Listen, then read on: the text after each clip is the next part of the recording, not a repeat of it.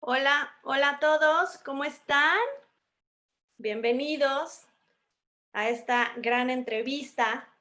Tengo, eh, tengo una entrevista divina hoy para ustedes, así que creo que vamos a estar muy contentos, muy divertidos, va a estar increíble esto, así que prepárense porque tenemos a un gran campeón, a una gran personalidad del patinaje el día de hoy. Tenemos al gran Eric Radford de Canadá. Hi Eric, how are you?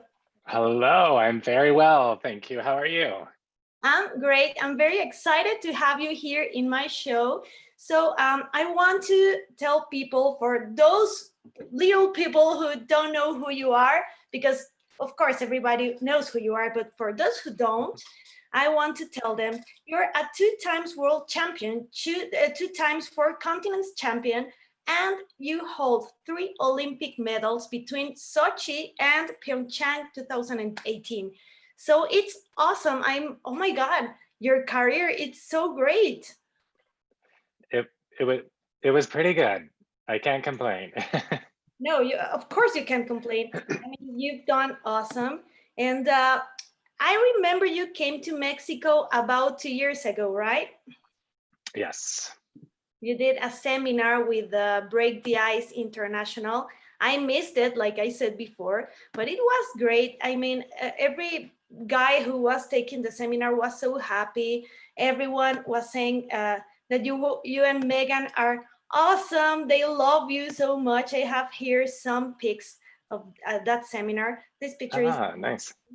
yeah, I remember. I mean, I saw the pictures and I was so jealous because I couldn't be there.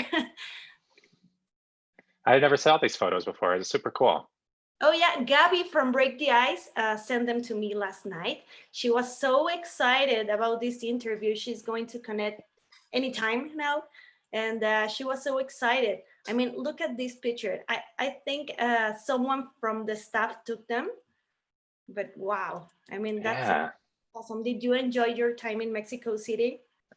I really enjoyed it. I had never been to Mexico City before, and I mean, it's massive. It makes Montreal seem like a small town.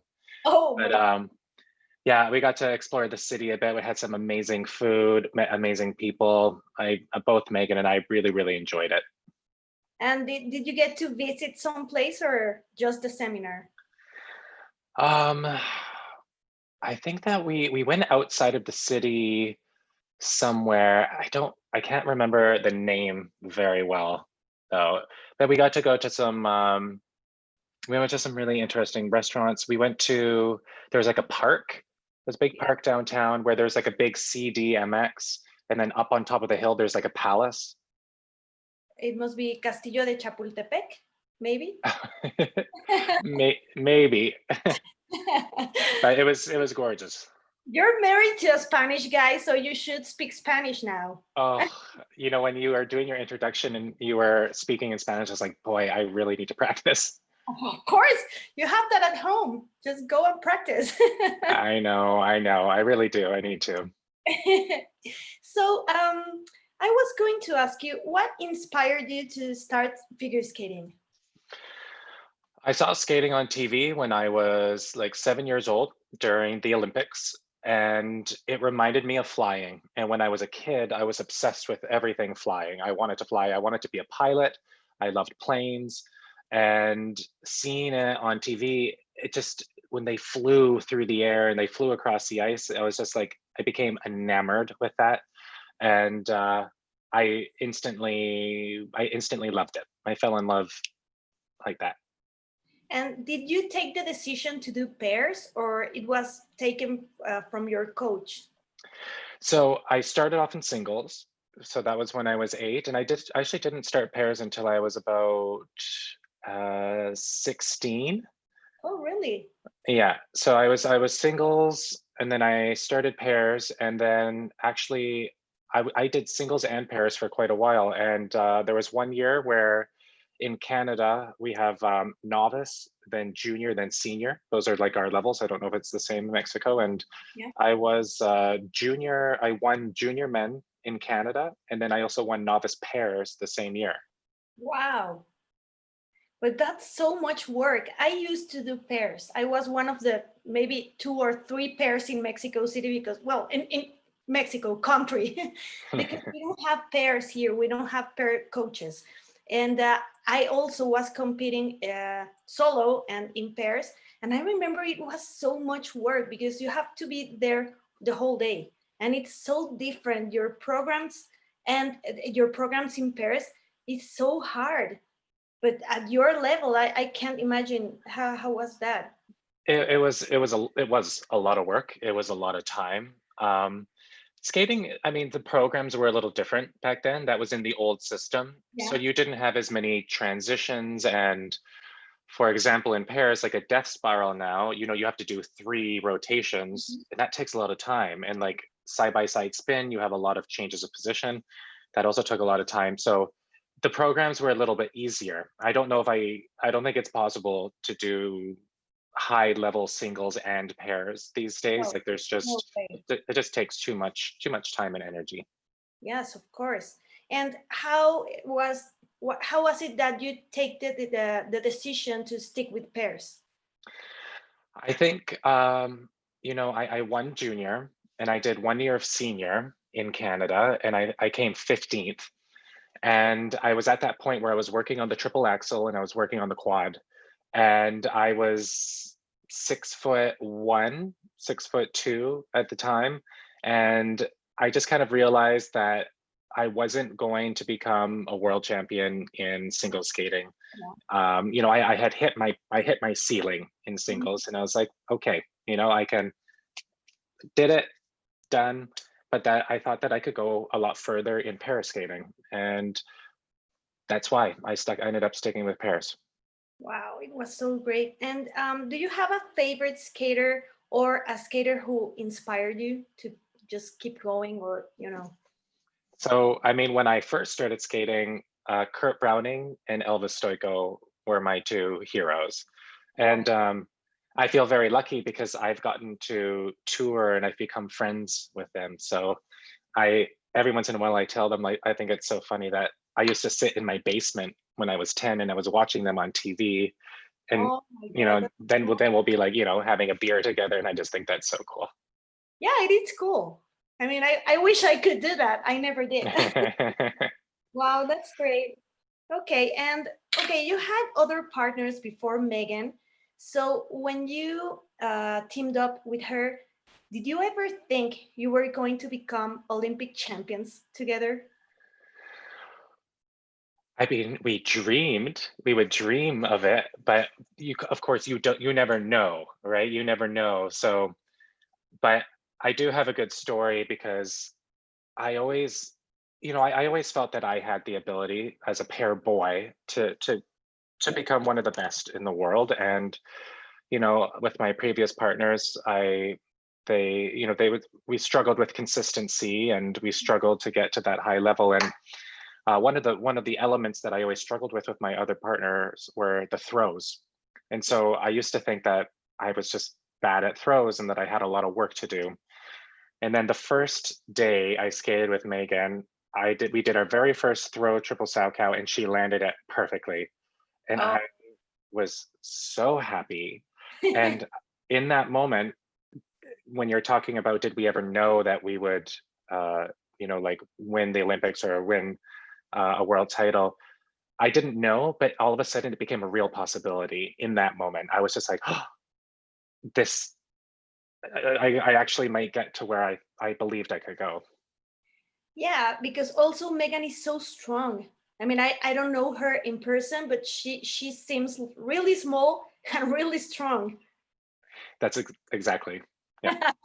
And you're so tall, so that's a great combination. That's so great. So, how was your first Olympic experience in Sochi 2014? I mean, it was incredible. Both Megan and I, it was our first Olympics. We had spent our entire lives working to get there.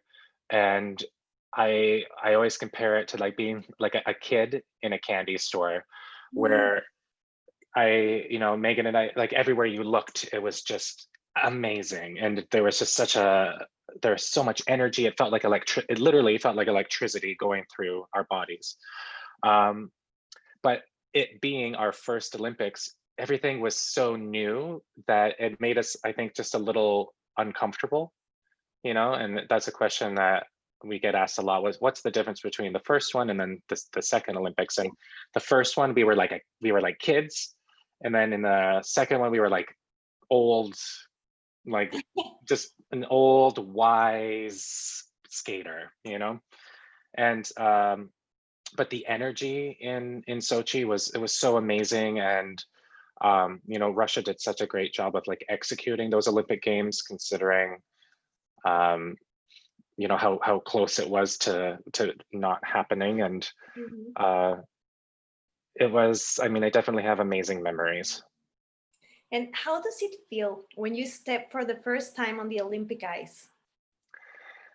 We both made sure that we like soaked up and savored that moment where you step down and you take a moment and you look up and there's the Olympic rings, and then you look down on the ice and there's the Olympic rings, and there's that sense of I I did it, like here we are, we finally made it. And then you got to get that out of your head, and then you got to concentrate on what you have to do. Like, it's so hard with all the noise, all the people screaming, and all the nerves. How do you cope with the nerves in that moment? So I always used to think that when I went to went to a competition, I was the only person that was nervous. Like I was the only skater that was nervous. And of course, you realize everybody's feeling the same. Yeah. And so I think that out of a lot of when I talk to my friends, that maybe I was even more nervous than normal, or than usual. And a lot of how you deal with it is just from your training. You know that when the music starts, you know what your job is, you've trained it, and then it becomes simple. And then I think that off the ice, when you're backstage, is actually the most difficult part, because it's like being on a boat in like really stormy seas. And so you'll go up on a wave and you'll feel really, really nervous, and then it kind of goes away for a little bit, and then you get really nervous and it goes away a little bit. And what Megan and I learned was that if we just accept that we're nervous. You know what I mean? Like instead of Yeah. fighting and trying to keep it away, you just kind of open your arms and you welcome it in. Yeah. Then it makes it easier. Wow, that's so great. So you were saying that in Pyeongchang, you felt like you were wise, the old guys of the Olympics. So how did the second experience feel like? How was it different? So from the moment that I landed in Pyeongchang, it was like coming home. You know what I mean? And I felt like we were right where we need to be from the moment we landed until the moment we flew home. And it was just a completely different experience. We knew what to expect. We had been also training because we knew that we would be doing 4 programs with the team event and our singles event. So we had been training that at home, doing a lot of programs back to back. So we just felt completely prepared in every way. And I think that we were just not less excited, but just less stimulated by all of the energy, just more calm. But also, you were working on more difficult elements for these Olympics with the quad and the triple lots. So it's kind of tiring, I can imagine. Yeah, but again, even the quad and the triplets, it all came back down to our training. So, that was, I think, one of Megan and I's biggest strengths, is that every day we trained to push ourselves to be better than we were the day before. And that always kind of led to an improvement. And we would always try and take a small step each day. It wasn't like, if you try to do too much in a short time, you don't get anything done. But if you just do like a little bit every day and every session, then that all adds up. And I think that approach, especially with the throw quad, because you can't go and do 20 throw quads on a session. We would do maybe 1 or 2, maybe 3 if the first one wasn't good. So we had to train in our minds to be very accurate every single time. And I think that's why we were able to do a consistent throw quad and to do it at the Olympics. Well, it was awesome. So I want to show this moment that you know, and of course you remember. And this is my favorite moment in the Olympics. I cried so much. So your expression when you hear this moment, it's, oh my God, I just love it. It's so exciting. I mean, I just love it. Just to watch you and Megan and Aleona and Bruno in this moment is, I just get so excited. It's so emotional. It still gives me chills. Oh yeah, me too, and I wasn't even there. It's so beautiful. What did you feel in this moment when you heard the marks of the other couple, the other team, and you realized you had your bronze medal? So what's really funny is, I think if you've seen me and Megan in the kiss and cry over our career, Megan expresses very outwardly and I kind of express very inwardly. And so you'll see like my face just change a little bit, but I'm feeling it really, really big, you know? And when we were waiting for the marks, and I mean, we saw that the Russians made 2 mistakes, and we could, we kind of knew that, we were probably going to win the bronze, but I don't like to, like, I don't want to get excited until I see and I know. Yeah. Megan was like, I think we did it. I think we did it. And I was like, nope, like, I don't want to know. Just like, exactly. And so then the marks come up and it's real. And I just remember thinking, like, I think Megan and I had the same thought at the same time, was because we had already got to stand on the podium when we won the team event. And then we were like, oh, we get to go stand on the podium again. Like, we get to go stand on the podium twice in one Olympics, which, in figure skating wasn't even a possibility until the Sochi Olympics with the team event. So, and I guess that it's difficult to put into words. Like, just imagine feeling the happiest you've ever felt in your entire life, like just pure joy, light, happiness, and relief. Relief that it's all over. And then, and especially in that moment for me and Megan, because we knew that was the last long program we were ever going to do, and we did a great one, and we won a medal, and so we get to, like, close the book on, like, the best note ever. So it was just an amazing moment. I got goosebumps. But I mean, and we also felt like, I also felt extremely happy for Aliona and Bruno. Like, they, I mean, if there's anybody who's been through more than I have and more than me, Megan, it's Aliona. So to see her finally win, and also, we felt sorry and we felt bad for the Chinese team because they are an incredible team, and it was so close, like, so there was, that moment. I even with the Chinese being disappointed, I've posted about it before, just how it has every emotion that you see in sport. That's what it's all about, and it was all there in that moment, and it was just, like you said, it's an incredible moment. Yeah, actually, like I told you, it's one of my favorites. And just last week, I posted a video on my channel that it's called the best glorious moments of figure skating. And this was one of them, because for me, it was so special to watch you and Megan and Aleona and Bruno so excited. And it's so touching to see that moment. It's like so personal. For sure. So you have now 3 Olympic medals. So how does it feel to be on the Olympic podium?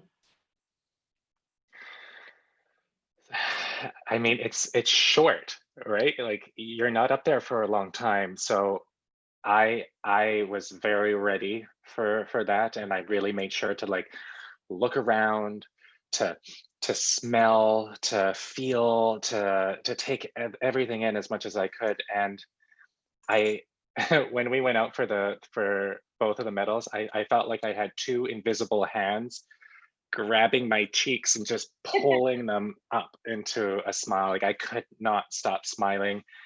And it's I think that, you know, when you have like that fantasy or that dream of what it might be like, it's even better.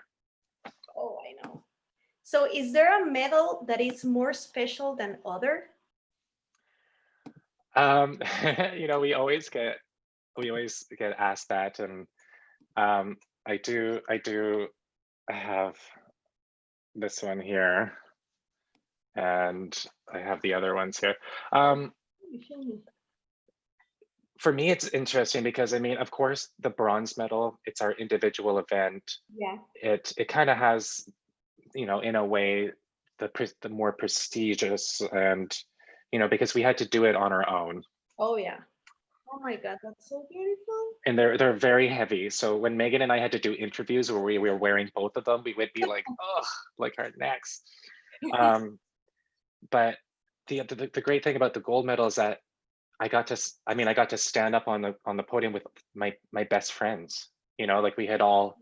So there's one where it's like I did it on my own, and then there's the other one that I'm like, oh, like I'm with all my friends. You know, it's like if there's anything even more fun about an experience is when you get to share it with your friends, right? So sharing the ultimate experience of standing on the Olympic podium with my friends was just, you know, even it's Could you show amazing. us again on camera, please? Yeah, for sure. Oh my God, this is so exciting.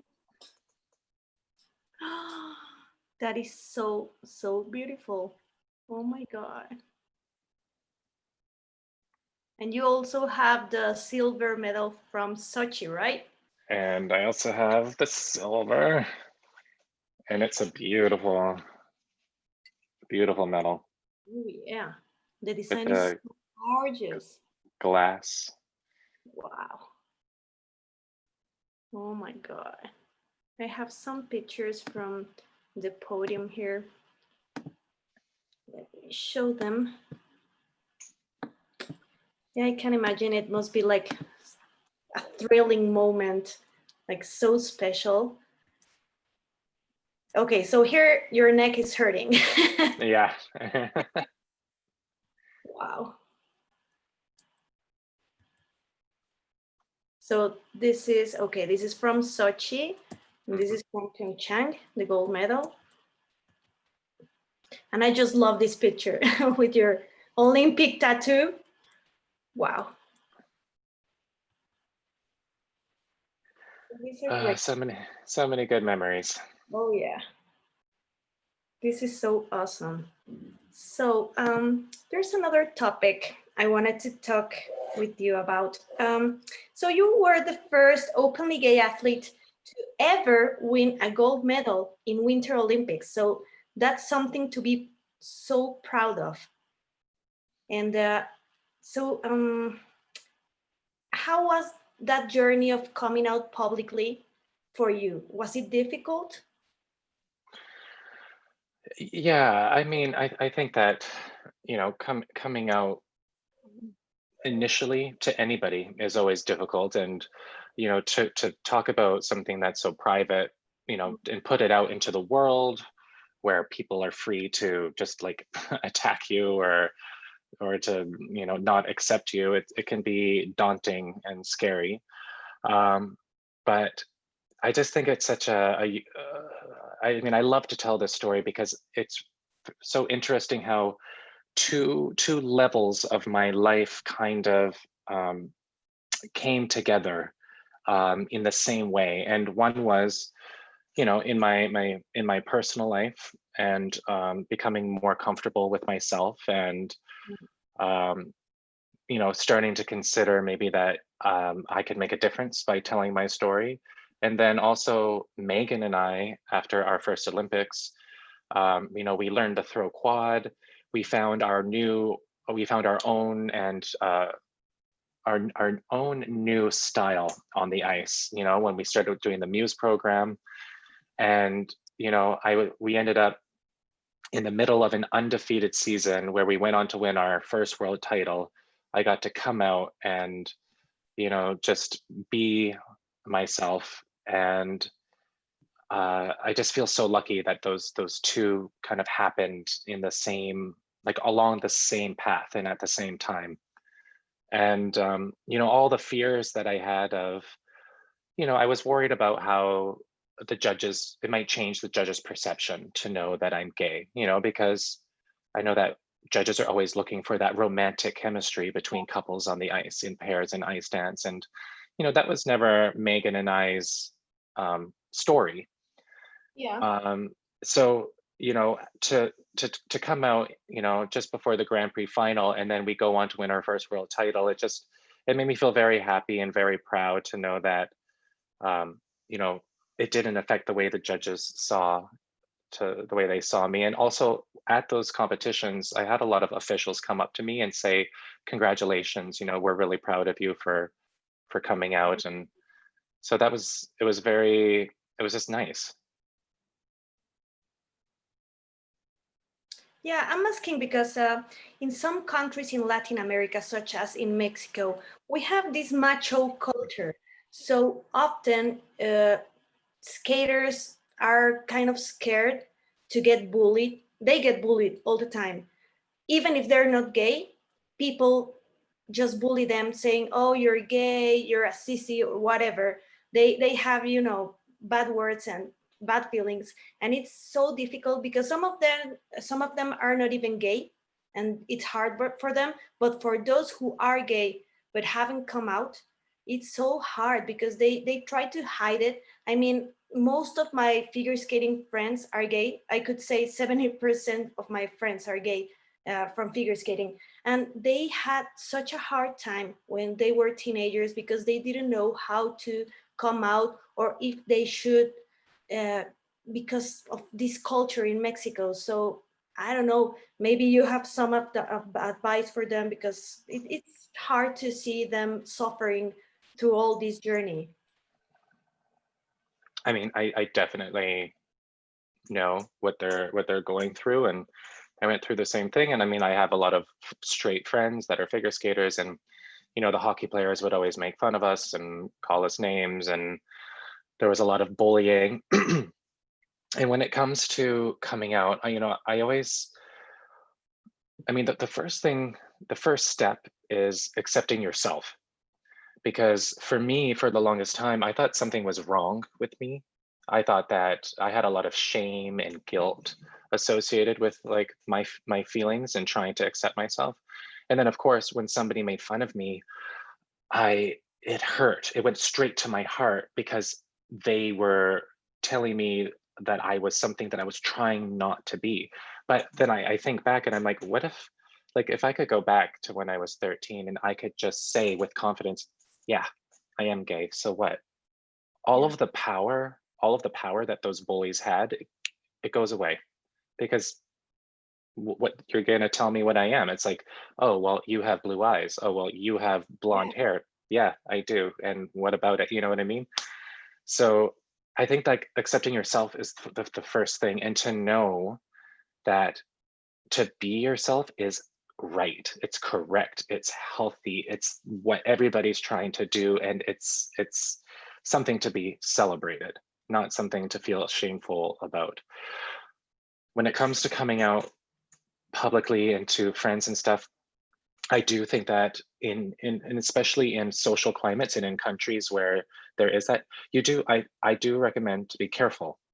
I Yeah. think that you don't want to you want to know who you're coming out to, because I don't want, I would never want somebody to come out and then have somebody react badly and then something really serious happen, because some people, can become violent, and Yeah. I've heard stories. So I think it's important to be careful. But I mean, I think for the most part in those situations, it comes down to um, how important it is to yourself. If you want your parents to know who you truly are, then I mean, if it's bursting out of you to be told, then I think that it needs to be told. But I think that there's a balance between your mind and your heart, and that your mind needs to analyze and make sure that it's safe, and then let your heart, do the rest, and be free, and to not be afraid to be yourself.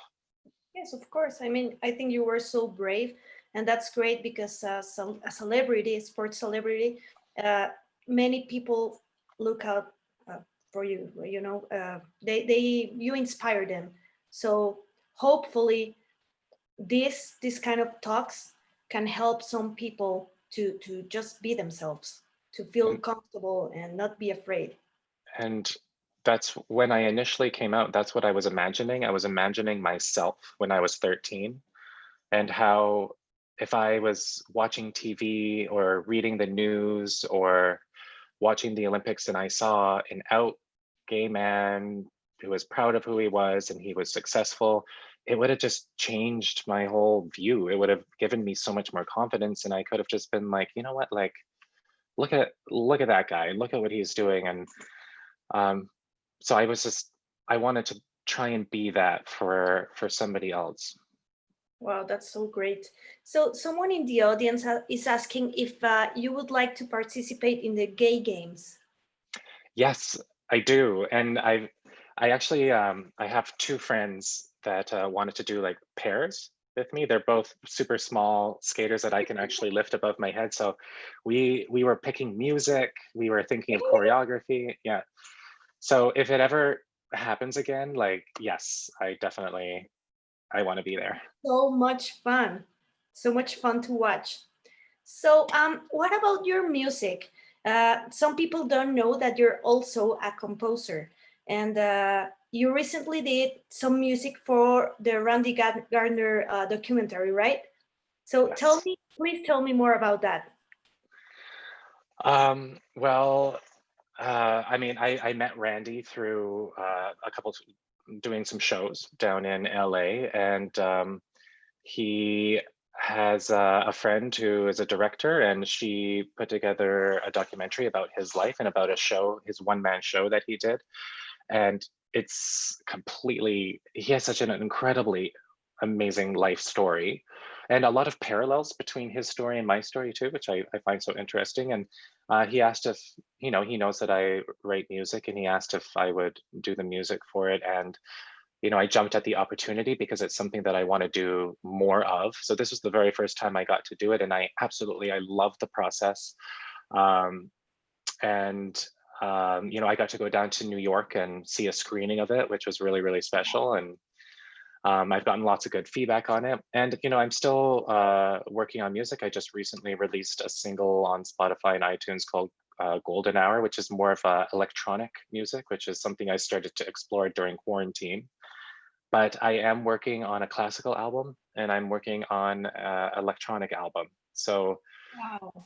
I think that, now that skating is over, I always knew that I would want to pursue music more seriously, and that's what I've been doing. You have a degree in music, right? And I do. I don't have a university degree, but I have it's my grade 9 certificate through the Royal Conservatory, and then I have an honorary fellowship through the Conservatory of Music, which is like a degree. wow, I heard your music, and it's so beautiful. I mean, it's so full of emotions, to say That's it. definitely it. I don't know how to write anything but like super emotional music. So actually, Patrick Chan skated to one of your songs, right? Yes. That is so beautiful. So, what are your plans in the future for music? Well, I'm working on those two albums, Yeah. and I would really love to start doing more composing for film. Oh, yeah. So maybe one day another opportunity or another project will come by, and whatever opportunities come. I'm kind of like I'm at the very beginning of this musical journey, so I'm just gonna, like I did in skating, I'm gonna keep my head down, I'm gonna focus, and I'm just gonna keep on going and see where it goes. So, about skating, obviously, all the rinks were closed. You couldn't skate. You just started skating, like you said. But also, Megan had her baby, and she just started skating before all the quarantine, right? So, are Yes. you thinking of getting back together? What are your plans? Just alone or with Megan, or What are you thinking about skating? I mean, Megan and I, we love doing shows, and we were really looking forward to doing the Stars on Ice tour. We were supposed to do the Japanese tour and the North American tour. Of course, that all got erased with Yeah. the pandemic. So, I mean, we have our fingers crossed that one day we'll be able to perform together again, and that um, there'll be crowds in arenas again. I think everybody has their fingers crossed for that. And so whatever opportunity comes our way, we're definitely willing to take it. So right now, when you're skating, is she skating also, or she hasn't come back? Yeah, so Megan's been skating a little bit. I was in Toronto. Megan lives in Toronto and I live in Montreal. And so we're a little bit of a distance apart. So when I skate here, I just skate on my own, trying to keep my jumps going and keep myself in shape. And last week when we were in Toronto, Megan and I did one session together where we did some throws and some death spirals. And so we can still do quite a bit. But yeah, and if we ever do have a show that's coming up, we try to meet up and then we train and we get our shows together. Oh, that would be so great. We would love to see you skating again. Yeah, it'd be really, really fun. It's always fun. Yeah, and if there's no show, do you plan on doing something? As of right now, like I'm coaching, and I have started doing some choreography, and I think that choreography is like it's where my passion lies the most in skating, like creating and feeling the movement and using the music. And that's always been my favorite part of skating. I think that's, when I was watching it on TV when I was 8, the music part was actually a big part of it as well, of why I loved it so much. So I'm looking forward to having more opportunities to do the choreography. And I also, I really like to coach too. I've learned so much throughout my career that it's nice to start to be able to give back and, pass on all of this information and knowledge on to the next generation. Are you coaching pairs or solos? Mostly pairs, but I also coach singles. Wow. So would you like to take skaters to competitions? Yes. I think I would be, I think I'd be good at that, like I dealt with all of the emotions, like all of the nerves, like I know, and I really remember it, I was always very aware in those moments. And I was always thinking of like, what would be the perfect thing for my coach to tell me right now, like what would be the one thing. And so I think that eventually that's something I'd like to do. Well, I hope to see you soon coaching someone on TV. We will be so proud of you. So that would be so awesome. Oh, thank you. Well, this is it for today.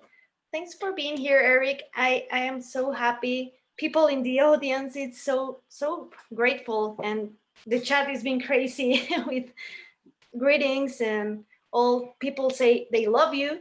Everybody loves you. Lots of hearts. Thank you, everybody. So hopefully we can do something else here, maybe next interview with Megan also, and have fun here. Maybe also we can do an episode with you, like a documentary of your trajectory. So I'll be in touch. And Yeah, we can perfect. do fun things. And you should come back to Mexico for another seminar so I can be there. As soon as I'm allowed to travel, I'll come down. Awesome, that's great. Thank you so much for being here. This interview will stay recorded as a video, so I'll share it with you later, so you can share it also on your social media. And gracias a todos por estar aquí. Muchas gracias. Los quiero mucho. Thanks, Eric. I'll be in touch soon. Thanks for this awesome interview and for sharing all your story. Thank you very much. Have a great day. Bye-bye.